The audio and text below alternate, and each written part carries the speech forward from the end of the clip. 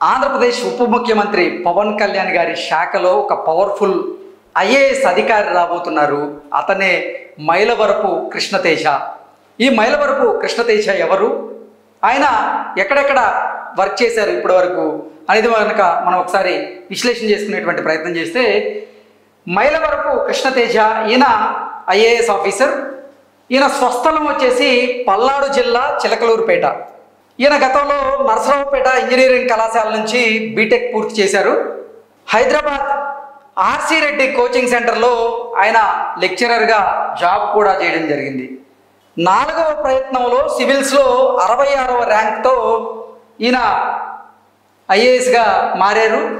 Next 2015 batch Kerala cadre IAS officer ఈ Mylavarapu Krishna Teja.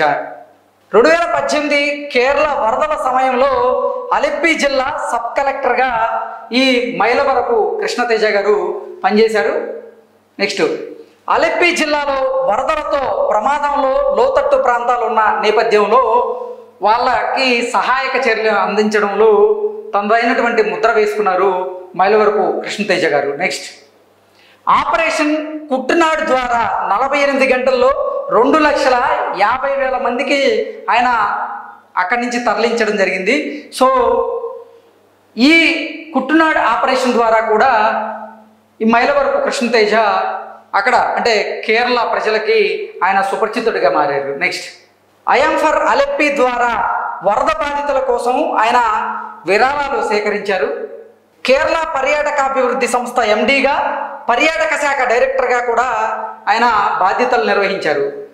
Kerala SC corporation అలాగే BC corporation డైరెక్టర్గా కూడా ఈ మైలవరపు కృష్ణతేజ విధులు నిర్వహించారు. నెక్స్ట్ 2023లో త్రిశూర్ జిల్లా కలెక్టర్గా ఆయనకి పోస్టింగ్ వచ్చింది.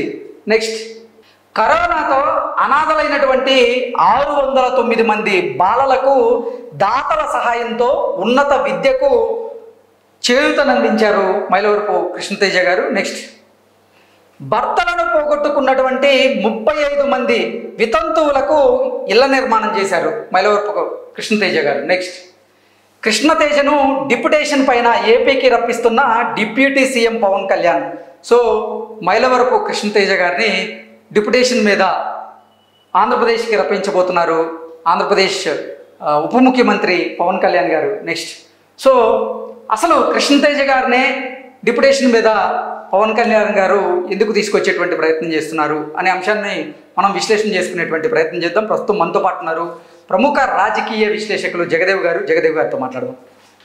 జగదేవ్ గారు నమస్తే. నమస్తే అండి. జగదేవ్ గారు, మైలవరపు కృష్ణతేజ ప్రముఖ ఐఏఎస్ ఆఫీసర్. ఆయన ఇప్పుడు పవన్ కళ్యాణ్ గారి శాఖలో ఒక కీలకమైనటువంటి ఆఫీసర్గా మారబోతూ ఉన్నారు. ఆయన్ని డిప్యుటేషన్ మీద పవన్ కళ్యాణ్ గారు ఆంధ్రప్రదేశ్కి తీసుకురాబోతున్నారు. ఎందుకు, కారణం ఏంటి? ఇంతకుముందే మీరు చెప్పారు ఆయన రికార్డ్స్, నిజంగా అది ఆల్ టైమ్ రికార్డ్స్ అవన్నీ కూడా. ఫస్ట్ నేను కూడా ఈయన ఫస్ట్ టైం న్యూస్లో చూసింది ఇవన్నీ జనరల్గా చూశాను. అంటే సామాన్య ప్రజలకి ఏదంటే అలెప్పి బాధలు కానీ కుట్టునాడు ప్రాజెక్ట్ గురించి కానీ అదే అక్కడ ఉండే అప్పుడు మనకి కేరళ వరదల సమస్య మనం చూసాం న్యూస్లో. సో వాళ్ళందరికీ పునరావాసం కల్పించడం, ఇళ్ళ నిర్మాణం చేయడం, ఇవన్నిటి కాక ఒక సీరియస్ టాస్క్ గురించి కూడా ఆయన నుంచి విన్నాను. అంటే ఒక కేరళలో ఒక దీవిలా నది మధ్యలో ఉన్న దీవిలా ఉండే ప్రాంతాన్ని కొంతమంది రాజకీయ నాయకులు అండదండలతో దాన్ని ఆక్యుపై చేసి విల్లాలా అమ్మేయాలని చూశారంట. అటు స్థానికులు కంప్లైంట్ చేయడంతో వెంటనే ఈయనకి ఎంత ప్రెజర్ వచ్చినా ఎంత హైర్ ఆఫీసర్ చెప్పినా ఎవ్వరి మాట లెక్క చేయకుండా వాళ్ళందరినీ ఆ కట్టడాలు వాళ్ళు తొలగించి అది మళ్ళీ పర్యాటక ప్రాంతంలాగా డెవలప్ చేశారట. సో కేరళలో ఉండే ప్రతి ఒక్కరు కూడా ఈయన ఒక దేవుడితో సమానం. ఓకే, ఈయనకి ఒక నేషనల్ అవార్డు కూడా వచ్చినట్టుగా నేను వార్తల్లో చూశాను. సో అటువంటి వ్యక్తి, అంత చాకచక్యంగా పనిచేసిన వ్యక్తి మన తెలుగు నిజాయితీగా అంత నిబద్ధతతో పనిచేసినటువంటి ఒక ఆఫీసర్ ని ఇప్పుడు పవన్ కళ్యాణ్ గారు డిప్యుటేషన్ మీద ఆంధ్రప్రదేశ్ కి తీసుకురాబోతున్నారు. సో అసలు ఏంటి, ఆయన నిబద్ధత, ఆయన నిజాయితీ చూసే పవన్ కళ్యాణ్ గారు ముగ్ధులయ్యారా? అందుకే ఆయన్ని డిప్యుటేషన్ మీద ఆంధ్రప్రదేశ్ కి తీసుకురాబోతున్నారా అంటే ఏం చెప్తారు? ఖచ్చితంగా. ఎందుకంటే పవన్ కళ్యాణ్ గారు ఉప ముఖ్యమంత్రిగా ఉంటూ ఒక 5 శాఖలు తన దగ్గర ఉన్న నేపథ్యంలో వీటన్నిటికీ చాకచక్యంగా నిర్వర్తించాలంటే సరైన ఒక ఆఫీసర్ ఉండాలి. జనరల్గా ముఖ్యమంత్రి స్థాయి వ్యక్తులకి ఓఎస్డీలు వాళ్ళు ఉంటారు, ఆఫీసర్ స్పెషల్ డ్యూటీ అని. ఆ ఓఎస్డీల్ని ఒక ఆర్డీఓ ర్యాంక్లో, సబ్ కలెక్టర్ ర్యాంక్ వాళ్ళు నియమించుకుంటే సరిపోతుంది. బట్ ఈయన ఒక తెలుగువాడైంది, మన తెలుగువాడు గర్వపడేలాగా ఉన్న మన మైలవరపు కృష్ణతేజ గారిని గురించి వినడం, అటువంటి మీరు అన్నట్టు నిజాయితీ నిబద్ధత గల ఆఫీసర్ అవడం, పైగా 15 పోస్టింగ్ అంటే హార్డ్లీ 8-9 ఇయర్స్ అయిందండి సర్వీస్లోకి వచ్చి. సో ఆ ఉడుకు రక్తం వేరేలా ఉంటుంది, పరుగులు పెట్టిస్తుంది. సో అంత నిబద్ధత గల నిజాయితీ గల ఆఫీసర్ మనకు కావాలని ఈవెన్ చంద్రబాబు గారు చెప్పిన there is no second thought అంట, ఇమీడియట్ గా ఓకే అన్నారంట. మనం వెంటనే సెంట్రల్ తో మాట్లాడి ఆయన అవసరమైతే ఇక్కడ తెప్పించుకుందాం, లేదా డెప్యుటేషన్ మీదైనా ఏపీకి రప్పించుకుందాము, ఎలాగో ఒకలాగా మీరు తన గురించి ఎంక్వైరీ చేసి పిలిపించుకుంటారు కాబట్టి ఖచ్చితంగా చేపించుకుందాం. ఇవన్నిటికీ నిజాయితీ నిబద్ధత ఒక ఒత్తు అయితే, ఆయన తెలుగువాడు అవడం మనకు గర్వకారణంగా ఉంది. అండ్ మోర్ ఓవర్ ఇప్పుడు ఆయన పర్యాటకం అభివృద్ధికి ఎండీగా పనిచేశారు ఆయన కృష్ణతేజ్ గారు. విపత్తులు వచ్చినప్పుడు ఎలా పనిచేయాలో కూడా అనుభవం ఉంది. అలా వీటన్నిటికన్నా బెస్ట్ క్వాలిటీ నిజాయితీగా ఉండడం. నిజాయితీగా ఎవరుంటారో వాళ్ళందరినీ ఒక హక్కును చేర్చుకుని దగ్గరికి చేరదేయడం పవన్ కళ్యాణ్ గారికి బాగా ఇష్టమైన ప్రక్రియ కాబట్టి అటువంటి యంగ్ ఆఫీసర్స్ తో పనిచేస్తే మనం కూడా, ఎందుకంటే ఫస్ట్ టైం ఆయన ఒక కేబినెట్ హోదాలో ఉన్నారు, ఇంతవరకు ఎమ్మెల్యేగా కూడా ఎక్కడ చేయలేదు, ఎంతవరకు మినిస్టర్లు కూడా దగ్గర నుండి చూసిన దాఖలా లేవు. అటువంటి వ్యక్తి ఒక్కసారిగా ఉప ముఖ్యమంత్రి అయిన తర్వాత ఒక 5 శాఖలు ఆయనకు బాధ్యతలు అప్పచెప్పిన తర్వాత దీన్ని ఎలా నడిపించాలి. ఇప్పుడు నిన్న ప్రమాణ స్వీకారం చేసినప్పుడు కూడా ఆయన ఏం చేశాడు, ఆ ఉపాధి హామీకి సంబంధించిన అధికారులు పిలిపించి ఎట్లా మాట్లాడంటే, అసలు ఉపాధి హామీ కరెక్ట్ గా రీచ్ అవుతుందా, ఎక్కడైనా మిస్యూజ్ అవుతున్నాయా, దీన్ని ఎందుకు అలా చేశారు, ఫండ్స్ అన్ని ఒక దగ్గర ఎందుకు పెట్టి అక్కడ నుంచి ఇస్తున్నారు, ఇట్లా చాలా క్వశ్చన్స్ చేశారంట. ఆయన అన్ని తెలుసుకుని నేర్చుకునే ప్రయత్నం నెక్స్ట్ ఇంప్లిమెంట్ చేయాలని. సో వీటన్నిటి మీద అవగాహన ఉన్న వ్యక్తిగా, ఒక తెలుగువాడిగా నిజాయితీపరుడైన ఆఫీసరు ఆయన కనబడడం, దాని మీద వెంటనే బాబు గారు చెప్పడం, బాబు గారు కూడా యాక్సెప్ట్ చేయడం, దీని మీద సెంట్రల్లో కూడా మాట్లాడి ఆయన ఎలాగైనా ఇక్కడ అవసరమైతే డెప్యుటేషన్ తెప్పించుకుందామని సిద్ధమయ్యారు.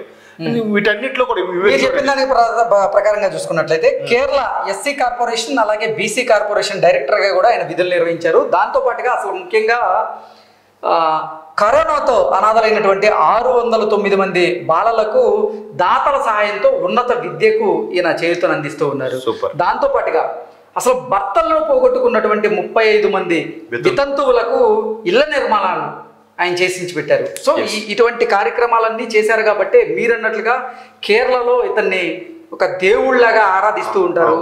ఈ నేపథ్యంలోనే మైలవరపు కృష్ణతేజ గారిని జనసేన పవన్ కళ్యాణ్ గారు ఇట్టి పరిస్థితుల్లో డిప్యుటేషన్ మీద ఆంధ్రప్రదేశ్కి తీసుకురావాలి, ఆయన ఓఎస్డీలో ఈయనకి అవకాశం ఇవ్వాలి అనే ఉద్దేశంతో పవన్ కళ్యాణ్ గారు ఆలోచిస్తున్నట్లుగా కూడా మనకైతే తెలుస్తూ ఉంది.